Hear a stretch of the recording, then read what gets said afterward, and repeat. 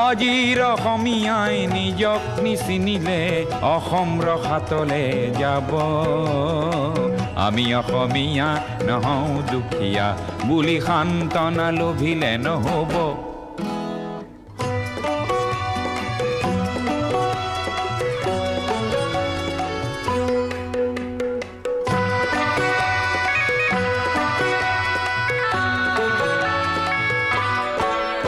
নানা জাতি উপজাতি ৰহনীয়া কৃষ্টি আঁকোৱালি লৈ হৈছিল সৃষ্টি এই মোৰ অসম দেশ।